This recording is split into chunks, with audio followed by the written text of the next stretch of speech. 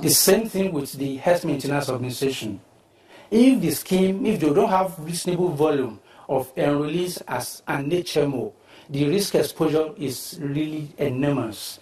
And that leads to the issue of there's a need for us to begin to look at, okay, risk management, capital framework, and all of these issues. And so, my concern, from your perspective, are you saying that NHIS also became a sort of HMO as well? It's good that we created this platform because, you see, what we've been battling with in this country is the fact that we've seen a referee on the field also listening his book to play. And that has been the challenge, I tell you the truth. NHIS is equally the regulator is equally a player on the field. It's equally an operator. There is a general manager marketing NHIS.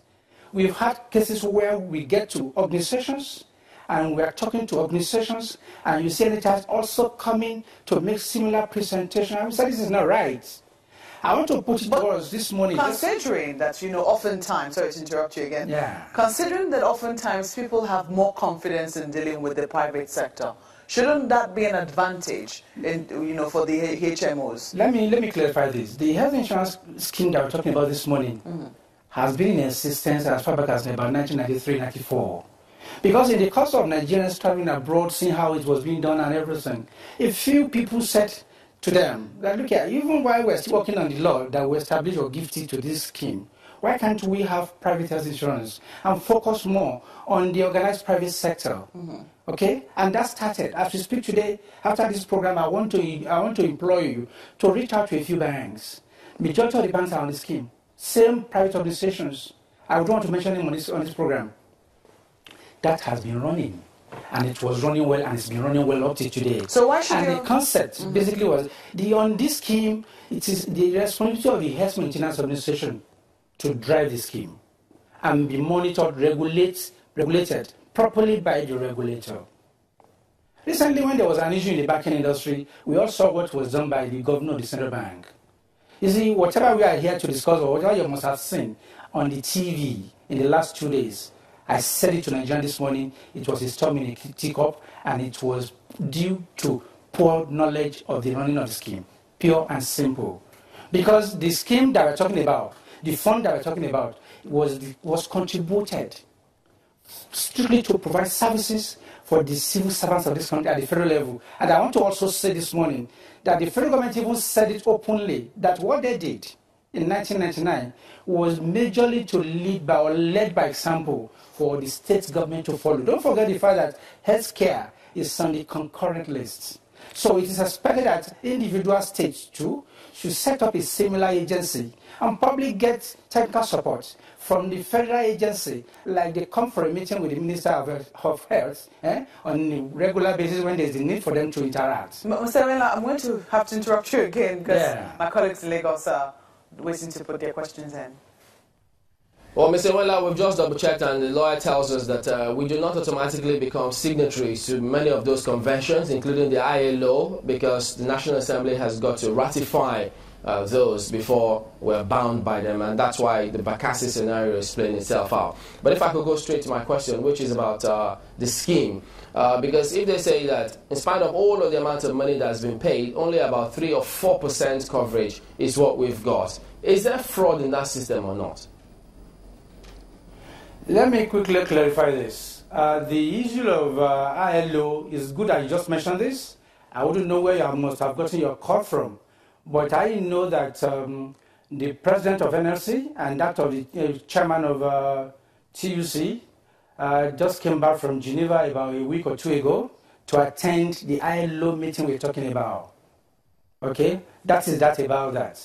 Concerning the running of the scheme, you see, I don't have the data of payment, but like I said, and if you listen to my analysis properly, you would see that the NHIS is not meant to be, as a matter of fact, in charge of or in custody of the fund in the first instance.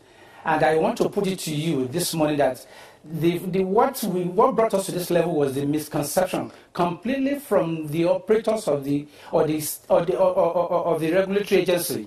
They seem to have missed the point. If you are meant to refer on the field of play. You are not meant to lazy boot and play along with the players. So the undoing and the crux of the matter is the need for probably to separate that fund from NHIS, and I think the cost to be clear. The moment we create probably another small outfit to manage that fund, and NHIS will now begin to see itself as a regulator. HMOs are meant to drive the scheme, I tell you this morning, and the responsibility of HMO is even to develop customized healthcare packages, running by the regulator, look at who to partner with, and let's see how we can achieve universal coverage for that particular subsector. I'll give you an example. When the federal government scheme for the federal civil servant was activated in 2005, by 2006, with the HIMCAN, and I want to also clearly state this, with the members of HIMCAN, we've set up this HIMCAN since 1998. That was even before the federal government scheme started. Now, we members of HIMCAN met and said, if the children of the federal civil servant will be exited automatically at the age of 18 by the software being operated by the NHIS, we should create a safety net for these students, for these children.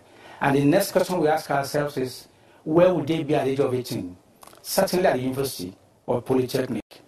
We decided to come up with a customized healthcare product for the tertiary institution. And we know that between age 18 and 25, we have reasonable volume of Nigerians at that age bracket. We ran this by the NHIS, and we said, okay, we need to authorize, approve this package. And the package we sent to them was the baseline. It can be improved upon based on the population. As a matter of fact, I needed to clarify this morning at this point. The business of health insurance, based on the exposure and the risk, has to do a lot to do with population.